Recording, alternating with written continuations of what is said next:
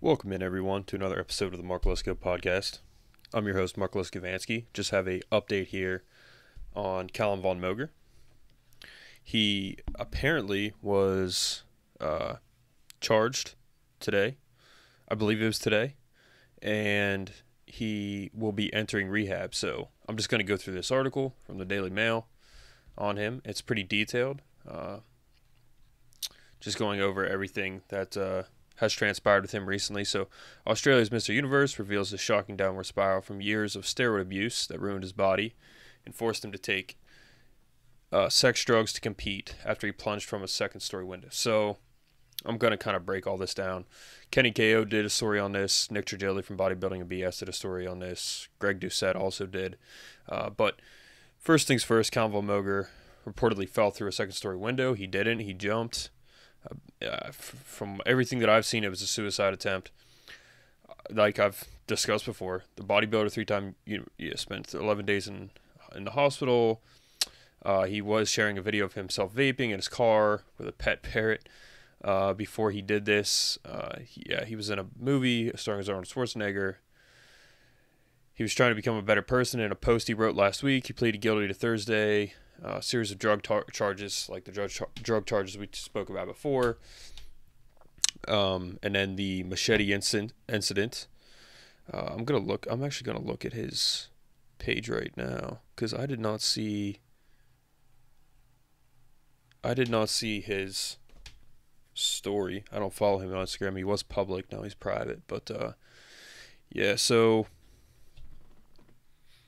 Von Moger escaped without conviction and a donation to the court fund. So, like I said in a previous video, based on Australian laws, I don't know how severe his punishment will be, but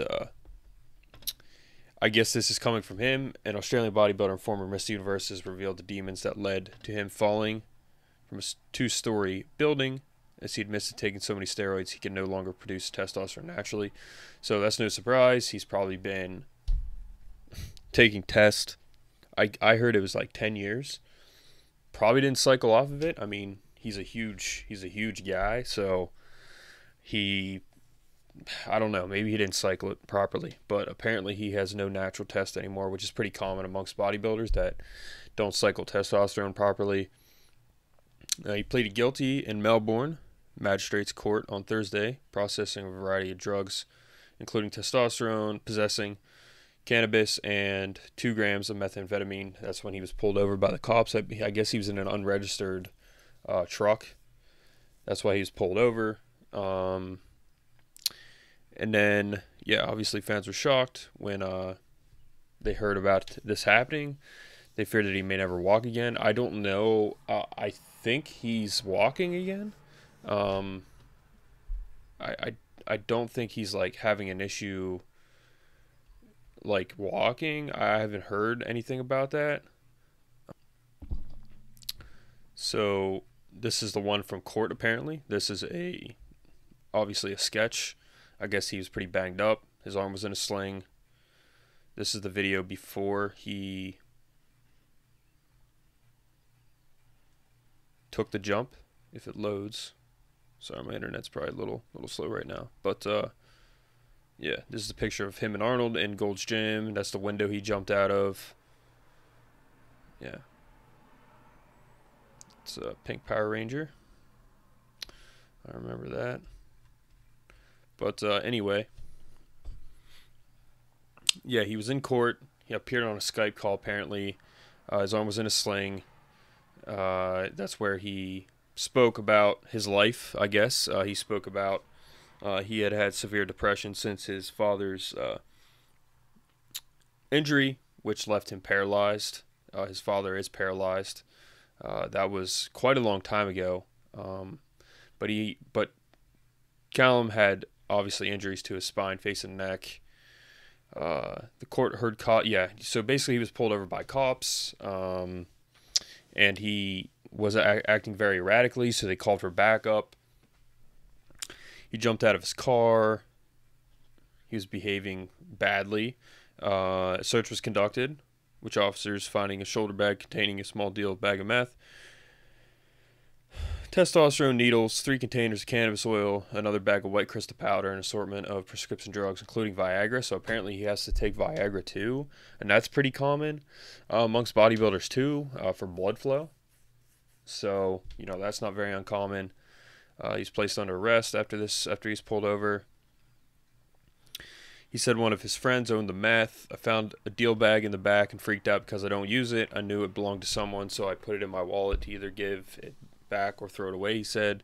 The shoulder bag isn't mine. I was driving friends around all weekend and they were using drugs and left. It's not mine.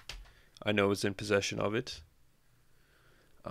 So that's, mind the company that you keep. But that's one of his excuses to the court. But he admitted to using testosterone for the past 10 years.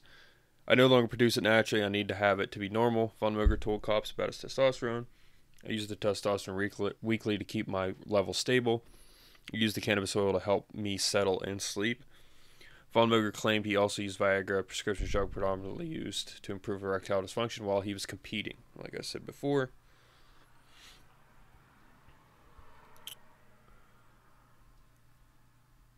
Just days before the arrest, Von Moger had been allegedly embroiled in an ugly dispute with a shopper at a Woolworths car park in Melbourne. Sorry. I believe that was when he had to machete assault-related charges. Von Moger's lawyer. He entered rehab. The court heard Von Moger had been struggling with depression since his father was crippled in a tragic motorbike accident. In a character reference supplied by the bodybuilder's mom, the court heard Von Moger, and he was under intense stress leading up to his jump.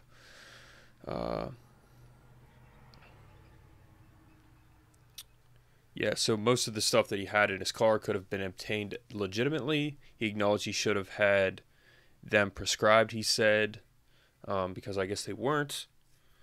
The court heard Von Moger was one of 6 children growing up in a happy home on Victoria's Surf Coast. So basically, long story short, based on Australian laws, he clearly, this is not like Calum to do this stuff, obviously. And I think that's going to go in his favor. Sorry about the pictures not loading. I'm not sure why they're not. But, like I've said before, he was in several documentaries on Netflix. He was in his own movie. I guess he was a victim of carjackings. Sorry, I cannot talk. It scarred him, traumatized him. He also fell and tore his quad muscle when he was climbing the side of the cliff, obviously. That was one of his other injuries. Set his bodybuilding career back greatly. But the thing is, he got his pro card after that, so, he obviously came back. He said he was caught up in a family court matter with his son. Obviously, he's trying to get custody of him. I think, I know he owes child support. And then his dog died, obviously. So he's been through a lot. The court heard the slowdown of the entertainment industry in the U.S. due to COVID-19. The entertainment slowed down because of COVID. And after that, he spiraled out of control.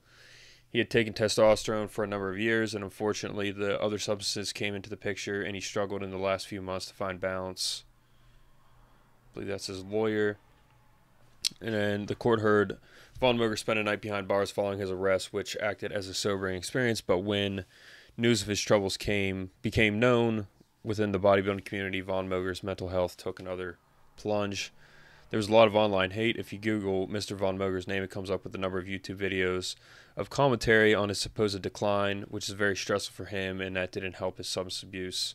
I mean, that stuff started coming out after this stuff happened. I mean, what does he expect? He's a famous guy, including myself, even though mine aren't that critical. I'm just kind of documenting what's going on. But the court heard Von Moger was determined to get his life back in order so that he could return to the U.S., engage with his son and girlfriend who has traveled to Melbourne to support him with his legal woes, which I don't think is true either. Nick Tradilli said it wasn't true. She's back in California. he, yeah, so basically, I guess he's trying to get back to the U.S. to be with his son. I don't know how that's going to happen, but magistrate agreed, noting Von Moger's total lack of prior offending and previous good behavior. Yeah, so like I said before,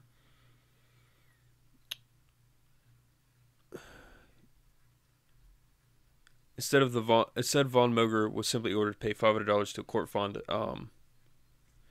Yeah, so basically, I guess you have to make a donation to the court if you're in a situation like this, but $500 to the court fund, which will go to the court-appointed charity.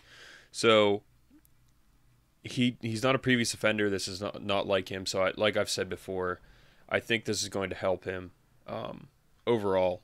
That the legal system won't be too hard on him, which is good because he's clearly, I mean, he's clearly in a tough spot in his life, and this is not like him. So even for those that don't like Calum, I think they wish him a full recovery, and that he can get his life back on track because he's clearly been through a lot. But like I said, it goes all the way back to, like I said, I think Calum's obviously a good guy.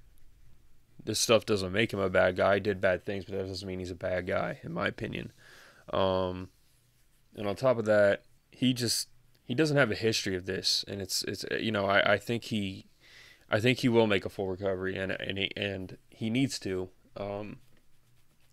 And it looks like legally he might be okay, but again, we really don't know that yet. So again, we just wish him the best. I really hope he gets back on track, gets back to the Calum that he was, because like I said, he's not, at the end of the day. Like I said, there's really not, I don't know, there's really not much else to say besides what I've already said. I mean, we covered the legal aspect of it before, and that he may not be facing that serious of legal issues, which is good. So hopefully this is the start to his recovery. He's in rehab. Looks here like he's standing, so I guess he's standing too. But yeah, just wish him the best. So until next time, guys, take care.